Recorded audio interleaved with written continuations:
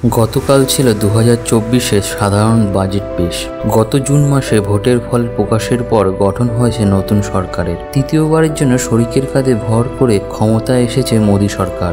বর্তমানে যখন নিত্য প্রয়োজনীয় জিনিসের দাম ঊর্ধ্বমুখী, দেশের বেকারত্বের হার চরম সীমায় পৌঁছেছে, এই অবস্থায় মানুষের নরেন্দ্র মোদীর কাছে প্রত্যাশাও ছিল অনেক বেশি। বলা হচ্ছে এবারের বাজেট গরিব এবং মধ্যবিত্তদের জন্য। চলুন জেনে নেওয়ার চেষ্টা করি এই বাজেট থেকে মধ্যবিত্ত, গরিব এবং বেকার যুবক সমাজ কি এমন পেল। মোরারজি দেশাইয়ের রেকর্ড ভেঙে টানা সপ্তমবার বাজেট পেশ করে নজির গড়লেন কেন্দ্রীয় অর্থমন্ত্রী নির্মলা সীতারামন। এই বাজেটের সবথেকে ইন্টারেস্টিং বিষয় হলো পাল্টুরাম নীতিশ কুমারের রাজ্য বিহারকে 26,000 কোটি টাকা এবং শরিকি দল চন্দ্রবাবু নাইডুকে 50,000 কোটি টাকার স্পেশাল প্যাকেজ দেবার ঘোষণা করেছে মোদী সরকার। এই বাজেটের পরে বিরোধীদের তরফ থেকে ধেয়ে আসছে একের পরে এক মন্তব্য। কেউ বলছে কেন্দ্রের সরকার বাঁচাতে বিহার এবং অন্ধ্রকে ঘুষের বাজেট, আবার কেউ বলছে जो हमारे साथ हम उनके साथ। নীতি মেনে নীতিশ কুমার এবং চন্দ্রবাবু নাইডুর জন্য বাজেট পেশ করেছে নরেন্দ্র মোদী সরকার। বিরোধী দলনেতা রাহুল গান্ধী তার এক্স হ্যান্ডেলে এই বাজেটকে কুর্সি বাঁচাও বাজেট বলেছেন।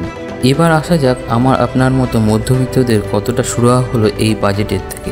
ইলেকট্রনিক্স জিনিস যেমন মোবাইলের চার্জার, মোবাইল এসব জিনিসের উপরে কিছুটা ট্যাক্স ছাড় দিয়েছে সরকার। তাতে হয়তো একটু দাম কমতে পারে এসব জিনিসের, তবে রান্নার গ্যাস, পেট্রোল, ডিজেলের মতো নিত্য প্রয়োজনীয় জিনিসের দাম কমার কোনো সম্ভাবনা দেখাতে পারেনি এই বাজেটে।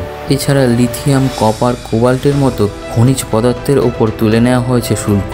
বাজেটে সোনা, রূপো আমদানি শুল্ক 15% থেকে কমিয়ে 6% করা হয়েছে।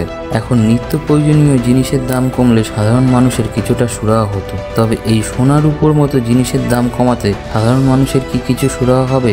অবশ্যই আপনারা কমেন্টে জানাবেন।